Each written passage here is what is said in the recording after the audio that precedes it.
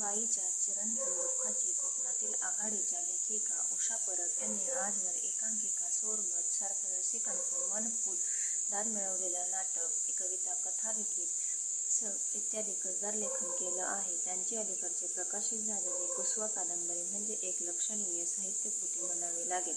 कादंबरीची सुरुवात देवाचा कौल घेऊन सारं गाव वाघेरीच्या जंगलात पारडीला निघण्याचं वेदक घटकेने होतं. शिकारीच्या दरम्यान सावजावर मारलेली गोळी गोदाक्काचा नवरा जायबाच्या डोक्यात लागून तो जागीच मरण पावतो. नवरा मेल्याच्या दुःखानं गोदाक्काचं विव्हळ आणि त्यातच मृत्यूच्या हाताने डोळे पुसल्यानं पण सांगता न येणारं आगडोंब या दुहेरी यातना लेखिकेने ताकदीने शब्दबद्ध केल्या आहेत.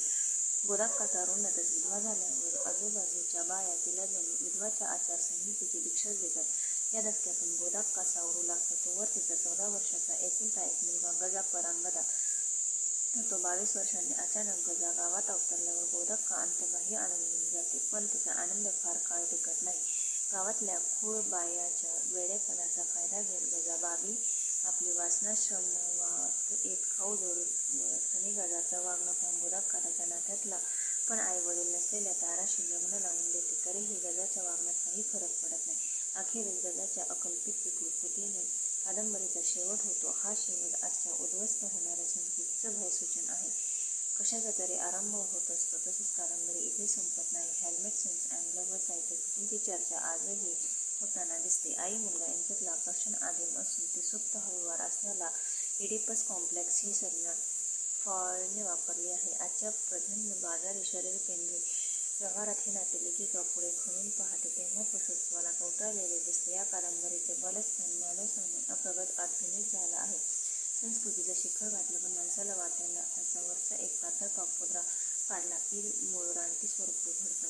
William Golding the of the flies या नोबेल विजेत्या कादंबरीत आशय रूपात मांडलं आहे. इथंही उषा परब यांनी आपण संस्कृतीचे गोडवे गातो विविध अंधकरण झालेलं धेटाईने मांडलं आहे. लेखिका याकरता कौतुकाचं पात्र ठरते.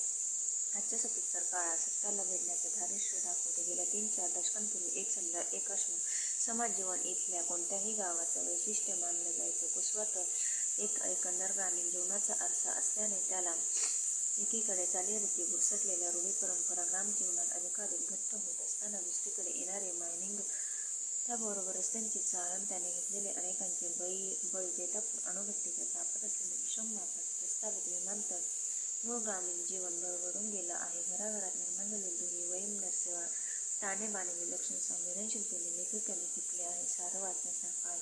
उन्हाळ पोरांमुळे गरोदर राहिलेल्या खूळ बायाचे जगणं हे कादंबरीचे उपकथानक मूळ कथनाला टोकदारपणा आणणारं आहे. दिवसभर शिवारात काम करणाऱ्या बायाचे सूचना असताना भिजलेल्यापणात तिच्यापण कष्टकरी बाईचं जगणं अतिशय सदृढतेने चितारलं. गोदाक्काच्या वाट्याला जे सूचना आलं तिची सून ताराच्याही वाट्याला येतं. बाईच्या जगण्यातलं भोग सातत्य कधी संपणार हा सवाल समाजापुढे लेखिकेने खडा केला आहे. विचारवंत अभ्यासक डॉ. तारा भावळकर ची प्रस्तावना या कादंबरीला लाभली आहे. मालवणी भाषेतील गावकड्याचं रसरशीत चिंतन वेधक वाचक अभ्यासक या कादंबरीचं स्वागत करतील यात शंका नाही.